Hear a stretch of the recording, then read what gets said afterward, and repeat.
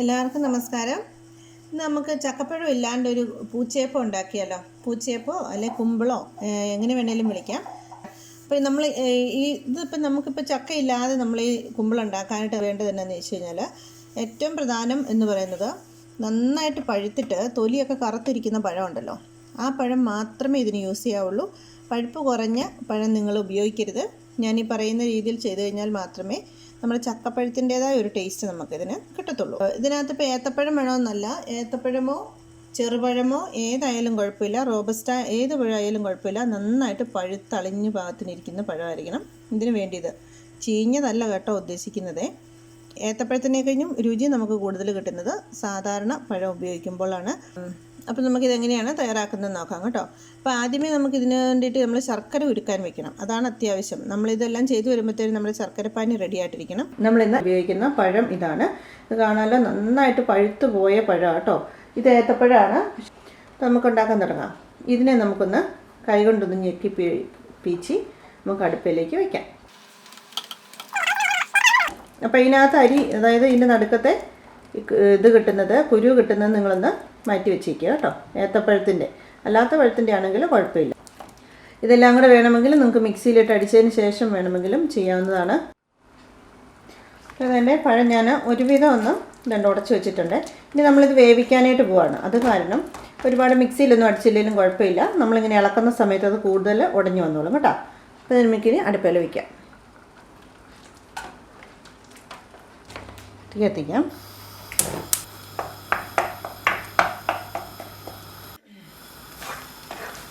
ചൂടായി വരുമ്പോഴേക്കൊന്ന് ഇളക്കി കൊടുത്തേക്കണം. അടിക്ക് പിടിക്കും, കാരണം നമ്മൾ വേറെ എണ്ണയോ നെയ്യോ ഒന്നും ചേർത്തിട്ടില്ലല്ലോ. അപ്പോൾ ഇങ്ങനെ ഇളക്കുന്ന സമയത്ത് തന്നെ ഇതിൻ്റെ കഷ്ണങ്ങളുണ്ടെങ്കിൽ ഒന്നുകൂടെ ഉടച്ച് കൊടുത്തേക്കുക.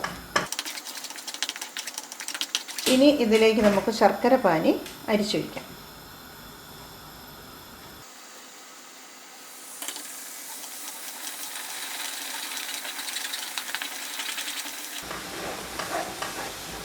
അപ്പോൾ ഇതിനകത്ത് കിടക്കുന്ന കഷ്ണമായിട്ടുള്ളതൊക്കെ വെന്ത് കഴിയുമ്പോൾ നന്നായിട്ട് ഉടച്ചെടുക്കണേ. മധുരമൊക്കെ അവനവൻ്റെ ആവശ്യാനുസരണം കൂട്ടുകയോ കുറയ്ക്കുകയോ ഒക്കെ ചെയ്തോണം. നന്നായിട്ട് ഉടച്ചിളക്കി കൊടുത്ത് നന്നായിട്ട് വഴറ്റിയെടുക്കണം.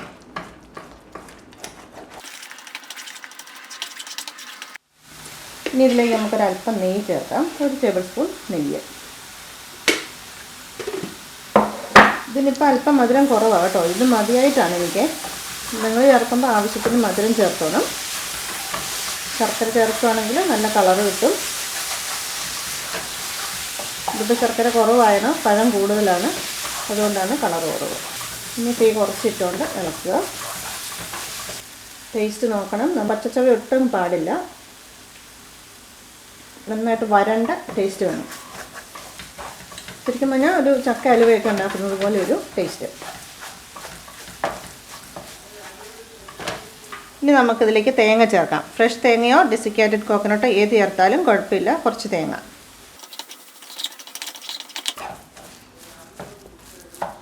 ഓക്കെ, അപ്പോൾ തേങ്ങായി ഇളക്കി ഇനി നമുക്ക് ഏലക്കാപ്പൊടി ചേർത്ത് കഴിഞ്ഞാൽ നമ്മുടെ സംഭവം റെഡി.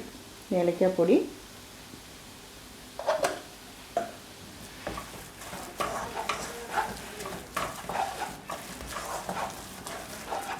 അപ്പോൾ ഞാൻ വേറൊരു കാര്യം കൂടെ പറയാം. നമ്മൾ മാമ്പഴത്തെരയൊക്കെ ഉണ്ടാക്കുന്നത് പോലെ ഉണ്ടാക്കിയെടുക്കാം.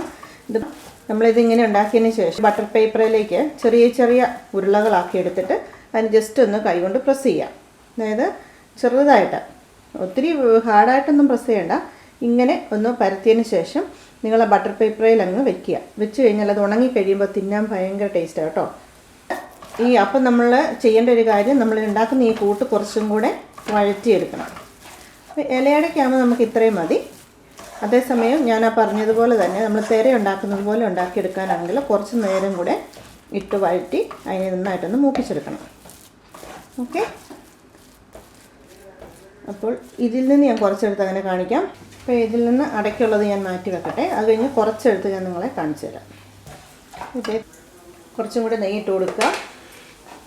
മധുരം നന്നായിട്ട് വേണം. നന്നായിട്ടെന്ന് പറഞ്ഞാൽ ആവശ്യത്തിന് നമുക്ക് കഴിക്കാൻ പാകത്തിനുള്ള മധുരം. ഇതെല്ലാം ചെയ്യാൻ കൂടുതൽ ടേസ്റ്റ് കിട്ടും നമ്മുടെ ചെറുപഴം കേട്ടോ.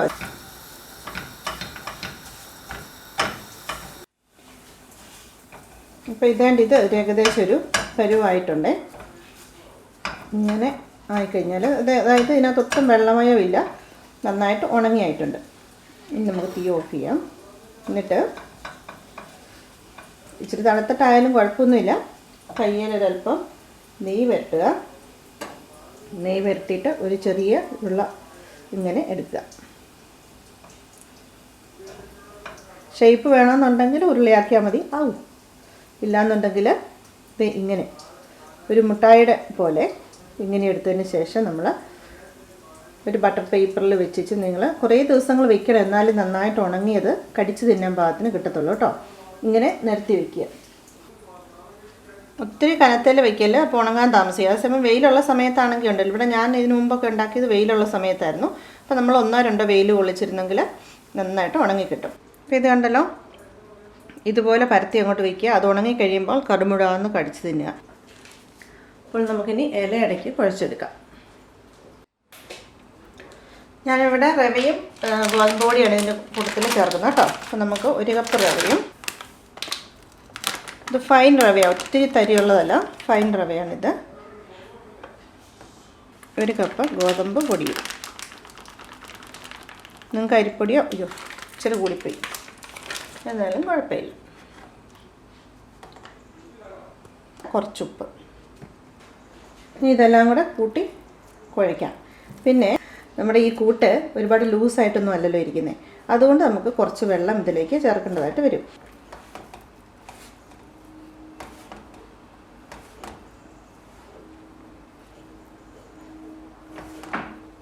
ഒരു ചെറിയ ചൂടുണ്ട് കേട്ടോ.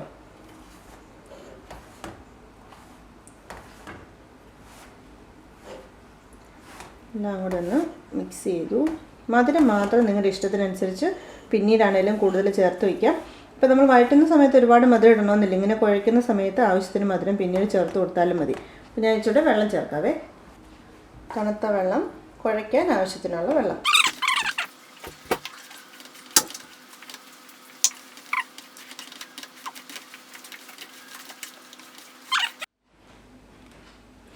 ഇതുണ്ടോ, നാട്ടിൽ നിന്ന് ഇല കൊണ്ടുവന്ന് ഞാൻ ഫ്രിഡ്ജിൽ വെച്ചേക്കുമായിരുന്നേ.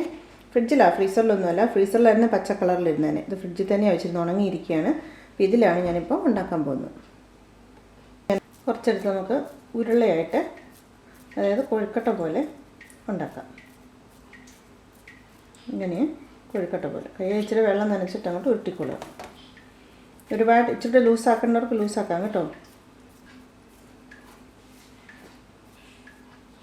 അപ്പോൾ ഇതന്നെ കൊഴുക്കട്ടയായി. ഇതുപോലെ തന്നെ ഇലയ്ക്കകത്ത് നമുക്ക് ചെയ്യാം. ഇതുണ്ടല്ലേ, നമ്മുടെ ഇല ഇങ്ങനെ നമ്മൾ ഫ്രിഡ്ജിൽ കൊണ്ടുവച്ചാണ് ഇങ്ങനെ ഉണങ്ങിയിരിക്കുകയാണ്, വടി പോലെ ഇരിക്കുമായിരുന്നു. അപ്പോൾ ഞാൻ അതിനെ കൊണ്ട് തണുത്ത വെള്ളത്തിലിട്ട് കഴിഞ്ഞപ്പോൾ നമുക്കതിങ്ങനെ മടക്കാൻ പാകത്തിന് മയമായി. കൂടുതൽ നേരം വെള്ളത്തിലിട്ട് വെക്കുകയാണെങ്കിൽ എന്താ പറയുക, ഇലയുടെ ഉണങ്ങിയ ഇതങ്ങ് മാറിക്കിട്ടുവേ. ഒരുപാട് വലിയ കുമ്പിളുണ്ടാക്കാതിരിക്കുക, അതാണ് എപ്പോഴും നല്ലത്. ചെറിയ കുമ്പിളാണ് നല്ലത്.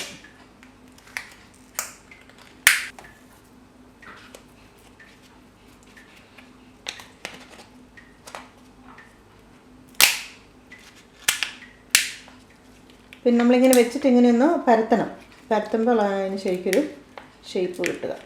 ഇതുപോലെ മുഴുവൻ ഉണ്ടാക്കി കഴിഞ്ഞതിന് ശേഷം നമുക്ക് കാണാം.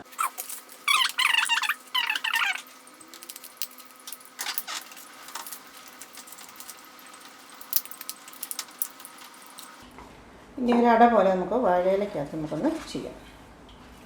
ഇത് ഇച്ചിരി മുറുകിയായിരിക്കുന്നു കേട്ടോ. നമുക്ക് വേണമെങ്കിൽ ഇച്ചിരി ഒന്ന് ലൈറ്റാക്കാം, കനം കുറയ്ക്കാം.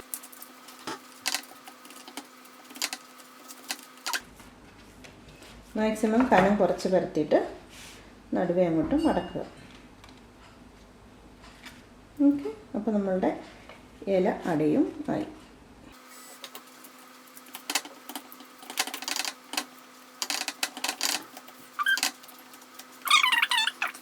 വീണ്ടും മടക്കി.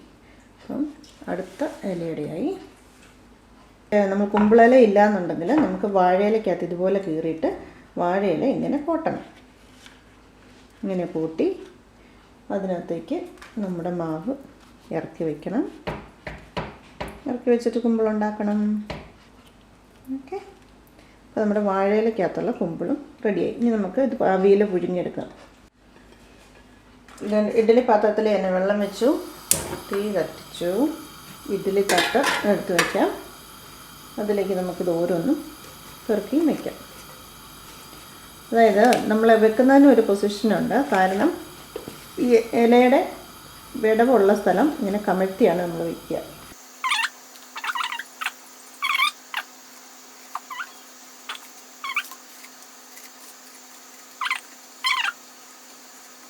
ഓക്കെ, അപ്പോൾ എല്ലാം കൂടെ ഒന്നിച്ച് ഞാൻ ഇതിൽ കൊള്ളിച്ചു. കാരണം കുറച്ച് സാധനമല്ലേ ഉള്ളൂ, പല പ്രാവശ്യമായിട്ട് പുഴുങ്ങേണ്ട ആവശ്യമില്ല.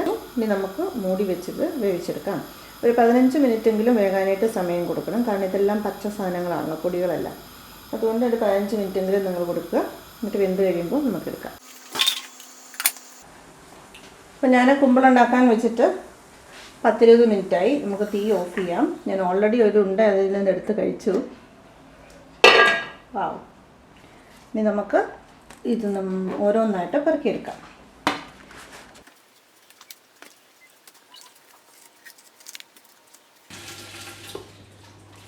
ഉണങ്ങിയ ഇലയായിരുന്നെങ്കിലും നമ്മുടെ ഇലയുടെ നല്ല മണമുണ്ട് ഇവിടെ. ഇവിടെ നമ്മുടെ ഇലയടയും കുമ്പിളും കോഴിക്കട്ടയും ഒരേ മാവിൽ നിന്ന് തന്നെ നമ്മൾ റെഡിയാക്കിയിരിക്കുകയാണ്. ഭയങ്കര ടേസ്റ്റാണ്. ഞാൻ ഒരെണ്ണം കഴിച്ചു ഓൾറെഡി. കോഴിക്കട്ടയാണ് കഴിച്ചത്. നല്ല രുചിയുണ്ട്. അപ്പോൾ നിങ്ങൾ ഇതുപോലെ തീർച്ചയായിട്ടും തയ്യാറാക്കി നോക്കണം. കണ്ടോ അടയിരിക്കുന്നത്.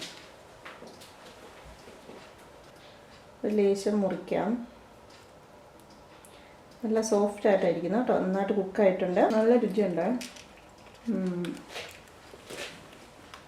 ഇനി അടുത്തത് നമ്മളെ കുമ്പിള്. ഞങ്ങൾ പൂച്ചയപ്പം എന്ന് പറയും. ചക്ക വെച്ച് ഇങ്ങനെ ഉണ്ടാക്കുമ്പോൾ അതിന് പൂച്ചയപ്പം എന്നാണ് പറയുക. അപ്പോൾ ഇത് 3 തരത്തിലുണ്ടാക്കിയതിനുണ്ടല്ലോ. 3ന് 3 ടേസ്റ്റാണ്. സെയിം മാവാണെങ്കിൽ പോലും വാഴയിലയിൽ വെച്ചുണ്ടാക്കിയതിനും കൊഴുക്കട്ട പോലെ ഉണ്ടാക്കിയതിനും നമ്മുടെ കുമ്പിളപ്പമായിട്ടുണ്ടാക്കിയതിനും 3ന് 3 ടേസ്റ്റാണ് കേട്ടോ. അതുപോലെ തന്നെ കൂടുതൽ മയം നമുക്ക് ഫീൽ ചെയ്യുന്നത് വാഴയിലയിൽ ഉണ്ടാക്കിയ അടയ്ക്കാണ് കൂടുതൽ മയം തോന്നുക. കൊഴുക്കട്ടയ്ക്ക് വേറൊരു രീതിയിലുള്ള ഒരു കൊഴുക്കട്ടയുടെ ഇതും വ്യത്യാസമാണ്, ടെക്സ്ചറും വ്യത്യാസമാണ്. പിന്നെ കുമ്പിളുണ്ടാക്കുമ്പോൾ നമ്മൾ സാധാരണ കുമ്പിളുണ്ടാക്കുമ്പോൾ അതിനൊരു ഇച്ചിരി ഒരു മുറുക്കം ഫീലിംഗ് ഉണ്ടല്ലോ. ആ മുറുക്കം ഫീലിംഗ് തന്നെയാണ്.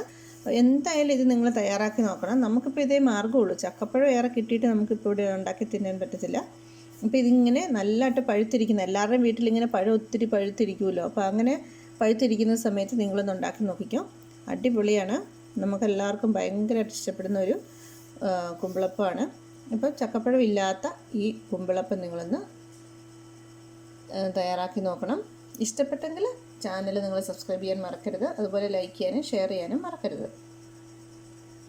പിന്നെ ഞാൻ ഇതിനിടയ്ക്ക് കാണിച്ചല്ലോ, നമ്മൾ ഇത് വരട്ടിയതിന് ശേഷം ഇങ്ങനെ ചെറിയ ചെറിയ റൗണ്ട് ഷേപ്പിൽ നിങ്ങൾ ഉണ്ടാക്കി വെച്ചത് ഉണക്കിയിട്ട് തിന്നാനാണെങ്കിൽ ഭയങ്കര ടേസ്റ്റാണ് കേട്ടോ. അത് ഉണക്കി ടിന്നകത്തിട്ട് വെച്ചാൽ മതി. എനിക്കിവിടെ ടിന്നിനകത്തൊന്നും ഇടാൻ കിട്ടത്തില്ല. കാരണം അതിനിപ്പം തന്നെ ഞാൻ തന്നെ അത് മുഴുവൻ തിന്നു തീർക്കും. അത്രയ്ക്ക് രുചിയാണ് അതിന്. അപ്പം നിങ്ങൾ അതും കൂടെ അങ്ങനെ ഒന്ന് ട്രൈ ചെയ്ത് നോക്കണേ.